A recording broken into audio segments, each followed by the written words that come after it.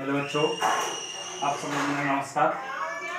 देखिए, सबसे पहले मैं उन बच्चों को धन्यवाद करता हूँ जिन्होंने हमारे चैनल को सब्सक्राइब किया और हमारी वीडियो को अपने दोस्तों में शेयर किया। इसके बाद मैं आप लोगों से देखिए रिक्वेस्ट करता हूँ कि आप प्रत्येक वीडियो को पूरा देखें। पूरा देखने से देखिए आपका कोई भी टॉपिक छूटेगा नहीं। यदि आप किसी वीडियो को मिस करोगे तो भी आपको परेशानी है, या किसी वीडियो को आधा देख के छोड़ो तो भी आपको परेशानी है। तो इसलिए आप प्रत्येक वीडियो को पूरा देखें और प्रत्येक वीडियो को क्रम से देखें, तो इससे आपको केमिस्ट्री पढ़ने में आसानी होगी। और वीडियो अच्छा लगता है तो सब्सक्राइब कीजिए और अपने दोस्तों को शेयर कीजिए। इससे पहले हमने पढ़ा, देखिए प्राथमिक सेल पढ़ा। आज हम पढ़ाएंगे आपको द्वितीयक सेल, या कह सकते हो द्वितीयक बैटरी। द्वितीयक बैटरी या द्वितीयक सेल। तो देखिए, द्वितीयक सेल किसे कहते हैं? यानी वह सेल या वह बैटरी जिसको क्या किया जाता है, रिचार्ज किया जा सकता है। रिचार्ज करेंगे तो देखिए ये पुनः प्रयोग में लाई जा सकती है। इसलिए इसको क्या कहते हैं? जैसे मान लो आपके घरों में इन्वर्टर, ये क्या आपकी द्वितीयक बैटरी है। वाहनों में जो भी बैटरी होती है वो आपकी द्वितीयक बैटरी है। तो देखिए इसकी परिभाषा दो लाइन में हम खत्म करते हैं। क्या क्या क्या क्या कह सकते हैं? देखिए कि वे सेल या वे बैटरी जिनसे विद्युत प्राप्त करने के बाद, वे सेल या वे बैटरी जिनसे विद्युत प्राप्त करने के बाद पुनः क्या किया जा सकता है, रिचार्ज किया जा सकता है, या फिर इस प्रकार कह लो कि पुनः आवेशित किया जा सकता है। लेकिन इसमें जो एक अच्छी बैटरी होती है, वो ये एक अच्छी बैटरी होती है, वो अनेक बार क्या होती है, charge discharge, charge discharge, charge discharge.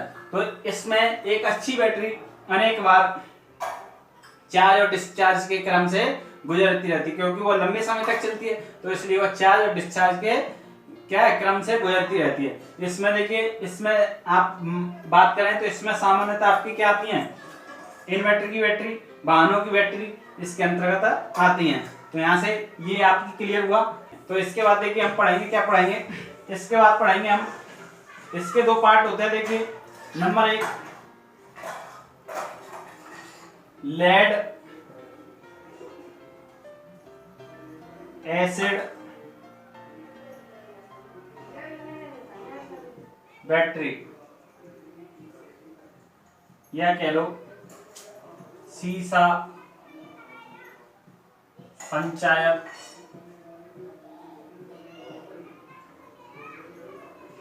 Cell. देखिए क्या पढ़ेंगे हम, लेड एसिड बैटरी या सीसा संचायक सेल।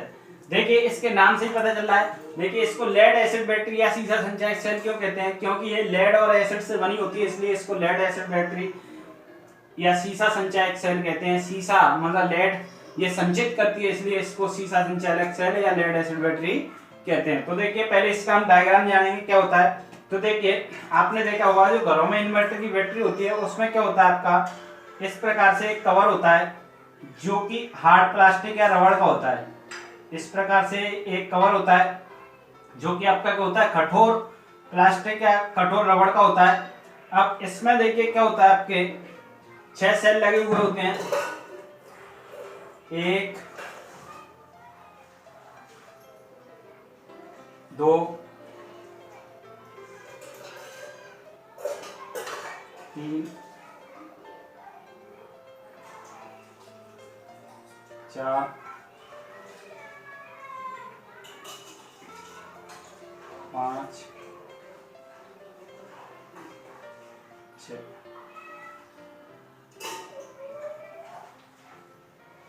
ये प्रत्येक सेल आपका 2 वोल्ट का होता है। कितने वोल्ट का होता है? 2 वोल्ट का होता है। तो इसमें 6 लगे हुए हैं, तो 6 वोल्ट मतलब इस यहाँ से जो आपकी बैटरी बनेगी वो 12 वोल्ट की बनेगी, जो कि आपकी 2 व्हीलर बाइकों में और आपके 4 व्हीलर बाइकों में जो रखी होती है इंजन को स्टार्ट करने के लिए, तो वहां से देखिए इन बैटरियों का प्रयोग किया जाता है। तो इसमें देखिए 6 इलेक्ट्रोड होते हैं, इस प्रकार के 6 इलेक्ट्रोड होते हैं, जिनमें से देखिए इसमें एक एनोड का ये लेड, इसके बाद एक लेड ऑक्साइड का कैथोड, इसके बाद ये एनोड, इसके बाद ये कैथोड, ये एनोड, ये कैथोड, इस प्रकार बने हुए होते हैं। या तो इनको देख पहचान देने के लिए क्या करते हो, देखिए इसको मैंने कलर कर दिया, ये आपका एनोड का है, एनोड इलेक्ट्रोड है, ये भी आपका एनोड का इलेक्ट्रोड है।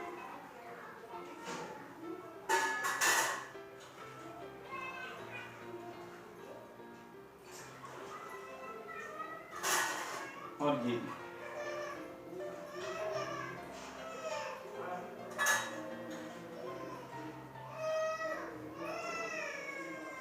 देखिए, आप या तो इसको इस प्रकार समझिए, जैसे देखिए आपका ये कोई सेल है और इसमें क्या होता है, एक पॉजिटिव होता है, एक नेगेटिव होता है। दूसरा सेल है, एक पॉजिटिव एक नेगेटिव, तो यहाँ से देखिए पॉजिटिव को नेगेटिव में, तीसरा सेल है पॉजिटिव को नेगेटिव में। इस प्रकार देखिए यहाँ से एक पॉजिटिव बाहर निकलेगा और एक नेगेटिव टर्मिनल निकलेगा। तो इससे देखिए क्या होता है आपका, यहाँ से देखिए हमने इनको जोड़ दिया। तो देखिए इसके बाद हम क्या करते हैं कि यहाँ से जो पॉजिटिव होते हैं इनको एक साथ जोड़ लेते हैं इस प्रकार। ये आपका एनोड का कार्य कर रहा है, किसका, लेड जो बना हुआ, लेड का जो बना हुआ होता है वो एनोड का कार्य करता है। अब इसमें जो एनोड होता है, इसका जो एनोड होता है इन सेलों के लिए कैसा होता है, ऋणात्मक होता है। और ये आपका किसका बना हुआ होता है, कैथोड का।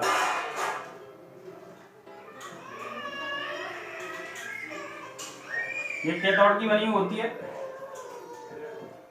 कैथोड जो है किसकी, लेड ऑक्साइड की बनी हुई होती है। और एनोड जो है, एनोड इलेक्ट्रोड किसका, सॉरी एनोड जो है हाँ लेड का बना हुआ होता है और कैथोड जो है लेड ऑक्साइड का बना हुआ होता है। इसके बाद क्या करते हैं देखिए हम, और इसके अंदर देखिए हमने क्या किया, एनोड को एक साथ जोड़ दिया और कैथोड को एक साथ जोड़ दिया। तो यहाँ से दो टर्मिनल निकले हुए होते हैं, आपने देखे होंगे। तो यहाँ से एक माइनस का होता है, एक प्लस का होता है, लेकिन इसके अंदर जो एनोड होता है वो माइनस और कैथोड होता है वो प्लस होता है। और इन सेलों के मध्य में क्या भरा हुआ होता है, इन सेलों में क्या भरा हुआ होता है, तनु H2SO4 का विलयन भरा हुआ होता है, वो भी कितना, 38% भार अनुसार।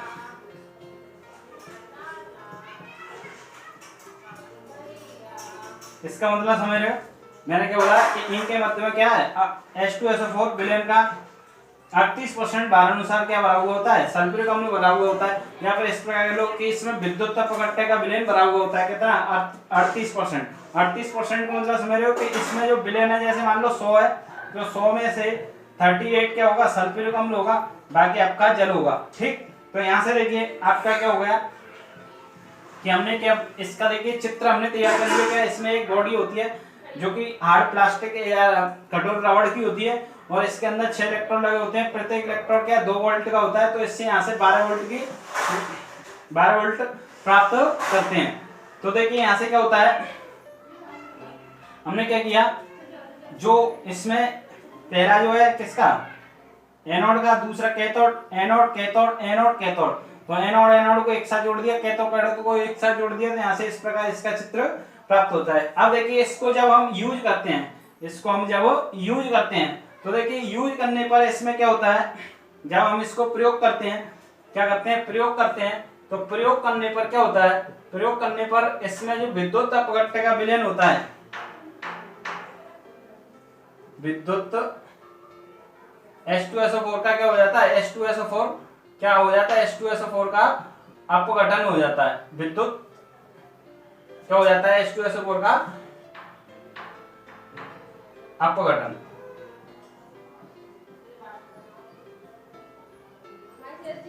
तो यहां से H2SO4 देखिए आपका क्या करेगा, HN देगा और क्या देगा, SO4 आयन देगा। इस कैथोड को मैं यहां लिख देता हूं।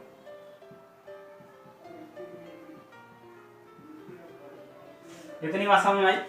अब देखिए हमने क्या बोला कि जब हम इसको यूज करते हैं तो इसके अंदर क्या अभिक्रिया होती है वो जानना जरूरी है। तो सबसे पहले H2SO4 आपका क्या हो जाता है, इसका विद्युत अपघट्य यानी ये विद्युत अपघट्य का विलयन है, तो इसका विद्युत अपघटन हो जाएगा, अर्थात अपने आयनों में आयनित हो जाएगा। अब आयनित होने पर देखिए यहाँ पर जो एनोड, एनोड किसका बना हुआ है, लेड का। तो यहाँ पर देखिए एनोड पर किस प्रकार अभिक्रिया होगी कि जो आपका एनोड है, अब देखिए एनोड, एनोड पर कौन सी अभिक्रिया होती है, यहाँ से आपको पता होना चाहिए कौन सी होती है, ऑक्सीकरण अभिक्रिया होती है। एनोड पर कौन सी अभिक्रिया होती है, ऑक्सीकरण अभिक्रिया होती है। और कैथोड पर कौन सी अभिक्रिया होती है, अपचयन अभिक्रिया होती है, ये आपको पता होना चाहिए। तो देखिए एनोड पर ऑक्सीकरण अभिक्रिया हो रही है और कैथोड पर अपचयन अभिक्रिया हो रही है। तो एनोड किसका, लेड का बना हुआ है, तो लेड यहाँ पे क्या करेगा कि 2 इलेक्ट्रॉन त्याग कर क्या कर लेगा, ऑक्सीकरण अवस्था में परिवर्तित हो जाएगा। देखिए यहाँ पे इसकी ऑक्सीजन का 0, यहाँ से 2 इलेक्ट्रॉन त्याग दी तो इसने क्या किया, ऑक्सीकरण अवस्था प्राप्त कर ली। लेकिन यहाँ पे क्या होगा कि जो आपका लेड आयन है, लेड आयन है, अब देखिए सल्फेट आयन है, ये क्या करेंगे एनोड पर जाएंगे और एनोड पर जाके क्या करेंगे, SO4 से क्रिया करके क्या करेंगे, लेड एसीटेट में, लेड सल्फेट में परिवर्तित हो जाते हैं। तो यहां से आपका क्या हुआ कि एनोड पर क्या हो रहा है, सल्फेट क्रिया करके क्या बना रहा है, लेड सल्फेट बना रहा है, सल्फेट क्रिया करके क्या बना रहा है, लेड सल्फेट बना रहा है। तो यहां से एनोड पर इस प्रकार ये अभिक्रिया होती है। अब देखिए इसके बाद इसमें हमने अभी आपको दिखाया कि ऑक्सीकरण हो रहा है, ऑक्सीकरण हो रहा है तो ये 2 इलेक्ट्रॉन त्याग देगा। इस प्रकार यहाँ पे 2 ये अभिक्रिया होती है। तो देखिए एक पीवी -0 चार्ज SO4 यहां से इतनी बात समझ आई। अब देखिए इसके बाद क्या होता है, इसके बाद क्या होता है आपका कि कैथोड पर कौन सी अभिक्रिया होगी, तो कैथोड पर, कैथोड आपका क्या बना है, लेड ऑक्साइड का, किसका बना हुआ है, लेड ऑक्साइड का। तो लेड ऑक्साइड PbO2। अब देखिए लेड ऑक्साइड, अब देखिए कैथोड पर आपका यह हाइड्रोजन आयन जाएगा 2H। अब देखिए यहां से समझिए, इसको ध्यान से समझिए क्या कह रहा हूं मैं कि आपके कैथोड पर क्या होगा, अपचयन होगा। अब लेड ऑक्साइड कैथोड का बना हुआ है, लेकिन यहां से जो आपका H पॉजिटिव आयन है तो यहां ये कैथोड पर जाएगा, इस पे पॉजिटिव आयन है, क्या विपरीत आवेश की ओर गति करेंगे, अपघटन किया है तो H एनोड पर, सॉरी SO4 आयन एनोड पर और H कैथोड पर। तो यहां से देखिए आपका क्या बनेगा कि यहां से एक S से क्रिया करके क्या बनाएगा, H2O, दूसरी S से क्रिया करके क्या बनाएगा, H2O। तो यहां से कितने 2H2O बनेंगे, और 2H2O बनेंगे तो देखिए इसको बैलेंस करिए तो यहां पर क्या आ गया आपका 4HN। अब देखिए यहां पर देखिए एक सिंपल सी बात कि आपको यहां पर कैथोड पर कौन सी अभिक्रिया प्राप्त करनी है, अपचयन। कैथोड पर कौन सी अभिक्रिया प्राप्त करनी है, अपचयन। अपचयन अभिक्रिया प्राप्त करने के लिए आपको क्या करना पड़ेगा, देखिए कि यहां पर देखिए लेड ऑक्साइड की ऑक्सीजन का चेक करिए कितनी होगी, 4 होगी, 2 दूनी 4, 4 होगी। अब इससे कम होनी चाहिए, तो कम होनी चाहिए तो यहां पर देखिए क्या करेगा आपका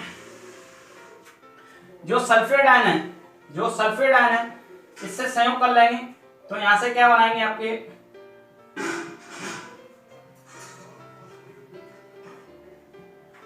इससे संयोग करके क्या बना लेंगे, लेड सल्फेट बना लेंगे। अब लेड सल्फेट बना लिया तो देखिए यहां से भी क्या हो रहा है आपका अपचयन हो रहा है। यहां से देखिए 4 और यहां पर देखोगे तो 2, तो अपचयन हो गया। तो यहां पर देखिए आपने क्या देखा कि एनोड पर लेड सल्फेट से क्रिया करके लेड सल्फेट में परिवर्तित हो रहा है। लेड ऑक्साइड सल्फेट और हाइड्रोजन से क्रिया करके क्या बना रहा है, H2O लेड सल्फेट बना रहा है। अब इसको बैलेंस करिए, देखिए एक पीवी एक SO4 2 दूनी 4H 2 2। अब देखिए आप इसको बैलेंस करिए, -2 +2, तो यहाँ क्या करोगे आप 2 इलेक्ट्रॉन जोड़ दोगे। अब देखिए आप इसको जोड़ोगे तो यहां से आपको एक संपूर्ण अभिक्रिया प्राप्त होगी। संपूर्ण अभिक्रिया क्या प्राप्त होगी, देखिए इलेक्ट्रॉन से इलेक्ट्रॉन गया आपका, और क्या बचा, देखिए इधर आपका लेड है पीवी, किससे PbO2। अब देखिए एक SO4 2 SO4 और 4HN, एक SO4 2 SO4 4 HN मिलके क्या बनाएंगे 2H2SO4 और इधर क्या बचा 2H2O और क्या मिलेगा आपका PbSO4 और देखिए यहां से आपकी मिलेगी विद्युत ऊर्जा। देखिए यहां पर इतनी बात समझिए क्या हो रहा है कि एनोड और कैथोड को मिला के आपका ये मिलके आया। अब देखिए यहां पर आपको जब लेड और लेड ऑक्साइड मिलके क्या बना रहे हैं लेड सल्फेट बना रहे हैं, वो भी किसकी मदद से, देखिए लेड और लेड ऑक्साइड लेड सल्फेट बना रहे हैं, लेकिन किसकी मदद से बना रहे हैं सल्फ्यूरिक अम्ल की मदद से। तो सल्फ्यूरिक अम्ल की मदद से बना रहे हैं तो यहाँ पर क्या मिल रहा है जल मिल रहा है और क्या मिल रहा है विद्युत ऊर्जा। तो देखिए यहाँ पर ये क्या हो रहा है रासायनिक ऊर्जा हो रही है और आपको मिल क्या रहा है विद्युत ऊर्जा। रासायनिक अभिक्रिया होने पर क्या मिल रहा है विद्युत ऊर्जा। तो ये कौन से सेल की तरह कार्य करेगा, इस प्रकार ये विद्युत अपनी सेल की तरह कार्य करेगा। अब देखिए आपने देखा होगा कि आप जब किसी भी बैटरी को यूज करते हो तो वो क्या हो जाती है डिस्चार्ज हो जाती है, एक समय पर क्या हो जाती है डिस्चार्ज हो जाती है। और डिस्चार्ज होने पर क्या होता है देखिए जब आपकी लाइट आती है तो वहां से जो विद्युत ऊर्जा दी जाती है तो यहाँ से लेड सल्फेट फिर से किसमें लेड और लेड ऑक्साइड में परिवर्तित हो जाता है। तो इस प्रकार ये क्रिया उधर से इधर और इधर से उधर चलती रहती है। तो यदि उधर से इधर आ रही है तो यहाँ पर ये विद्युत ऊर्जा को यहाँ से देखिए रासायनिक ऊर्जा को किसमें विद्युत ऊर्जा में परिवर्तित किया। तो यहाँ पर ये क्या किस सेल की तरह कार्य कर रहा है रासायनिक सेल की तरह, और विद्युत ऊर्जा को रासायनिक ऊर्जा में परिवर्तित करेगा तो किस सेल की तरह कार्य करेगा विद्युत अपनी सेल की तरह।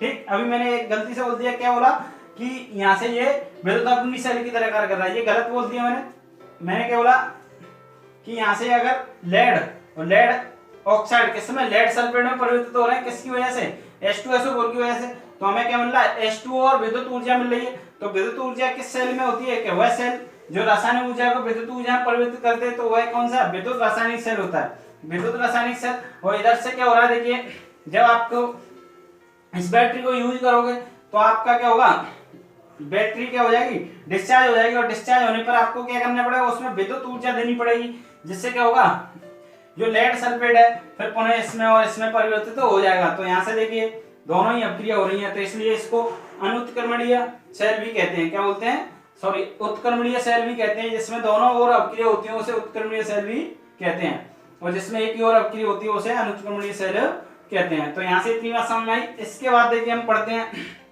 देखिए इसके बाद पढ़ेंगे हम ईंधन सेल। और आपका देखिए ईंधन सेल क्या होता है, देखिए ईंधन सेल किसे कहते हैं, यानी वह सेल जो ईंधन की ऊर्जा को या कह लो रासायनिक ऊर्जा को किसमें विद्युत ऊर्जा में क्या करते परिवर्तित कर देता है, उसे ईंधन सेल कहते हैं। अब देखिए ईंधन से विद्युत ऊर्जा किस प्रकार मिलती है, इसके लिए आपको एक रिएक्शन याद रखना है, तो आपकी ईंधन सेल की डेफिनेशन खत्म हो जाती है। क्या बोला मैंने, देखिए क्या होता है इसके अंदर कि जैसे यहां पर देखिए H2 ईंधन है और इसको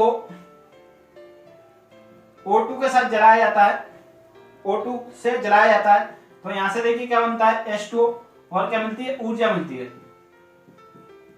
तो देखिए यहां से क्या हो रहा है, देखिए एक बात याद रखिए, मैंने क्या बोला कि ईंधन से प्राप्त ऊर्जा को विद्युत ऊर्जा में परिवर्तित करना ही क्या कहलाता है ईंधन सेल कहलाता है। लेकिन क्या होता है ईंधन से विद्युत ऊर्जा इसमें इसलिए उत्पन्न हो जाती है, किस लिए, देखिए क्योंकि देखिए यहाँ पर देखिए हाइड्रोजन की ऑक्सीडेशन क्या क्या 0 और यहाँ पर हाइड्रोजन की निकालो तो क्या आएगी प्लस के 1।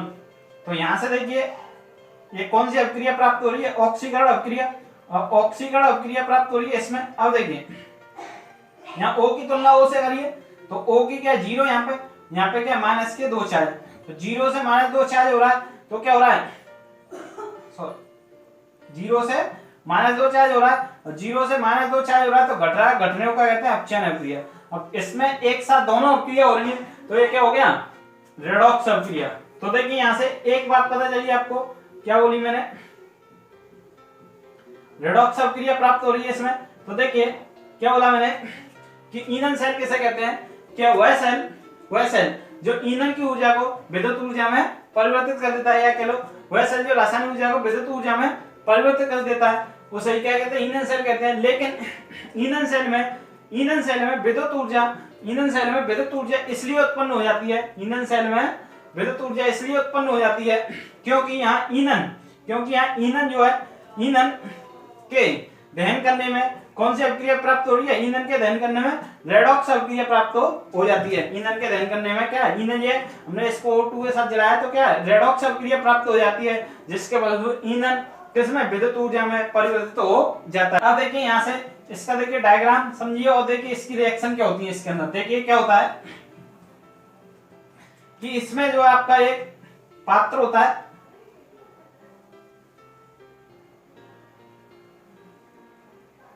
इसमें क्या होता है, एक पात्र होता है इस प्रकार से, और देखिए इसमें क्या होता है, दो ग्रेफाइट की छिद्रयुक्त छड़ लगी होती हैं इस प्रकार से। इनमें छिद्र होते हैं और इसमें क्या होता है, देखिए इसमें टिन धातु लगी होती है हल्की हल्की। अब देखिए इसमें हाइड्रोजन को प्रवाहन किया जाता है H2 का, और इधर से O2 का प्रवाहन किया जाता है। यहां से देखिए आपका H2O निकलता है और इसके अंदर क्या भरा हुआ होता है, NaOH भरा हुआ होता है। क्या भरा हुआ होता है, NaOH भरा हुआ होता है। ये आपका ईंधन सेल का डायग्राम है। देखिए इसमें क्या बोला है कि इसमें एक पात्र होता है जिसमें दो क्या होते हैं, जिसमें दो आपके क्या होते हैं, ग्रेफाइट की छड़ लगी होती है, जिनमें क्या होता है, छिद्रयुक्त होती हैं, और इनमें टिन धातु लगी होती है दाने दाने के रूप में। और इसके बाद क्या करते हैं, हाइड्रोजन और ऑक्सीजन को प्रवाहन करते हैं तो इसमें जल बनता है। तो देखिए यहाँ पर अब देखिए इसमें अभी हमने देखा कि H2 किसमें, O में कन्वर्ट होने पर क्या ला रहा था, ऑक्सीकरण अभिक्रिया। तो ऑक्सीकरण अभिक्रिया किस पर होती है, एनोड पर। तो यहाँ से एनोड का कार्य करेगा और इसका एनोड किसका होता है, ऋणात्मक होता है। इसका एनोड कैसा होता है, ऋणात्मक होता है। और यहाँ से देखिए O2 किसमें कार्य कर रहा था, कैथोड का, मतलब अपचयन अभिक्रिया पे कैथोड अभिक्रिया होती है। तो यहाँ से देखिए हमने क्या देखा कि यहाँ से देखिए क्या हो रहा है आपका, ये आपका पॉजिटिव कार्य करेगा। तो देखिए यहाँ से इसकी जो अभिक्रिया है वो जानना जरूरी है, और वो जान ली तो आपका सेल खत्म हो गया और इसके बाद आपका ये चैप्टर समाप्त हो जाएगा। तो देखिए यहाँ से क्या होता है कि यहाँ से देखिए आप क्या करोगे कि एनोड पर देखिए सबसे पहले यहाँ पे जो NaOH है ये क्या होगा, अपने आयनों में आयनित हो जाएगा। तो क्या देगा, Na देगा, और क्या देगा, OH देगा। इसके बाद देखिए कि एनोड पर क्या होगा, एनोड पर H2 है, अब H2 है एनोड पर। अब ये क्या करेगा, देखिए एनोड पर ऑक्सीकरण अभिक्रिया होती है, और ऑक्सीकरण अभिक्रिया होती है तो देखिए यहाँ से जो एनोड पर जो इसमें NaOH है, ये OH आयन एनोड पर जाएगा और OH आयन H2 से क्रिया करेगा। तो देखिए क्या बनाएगा, H2O।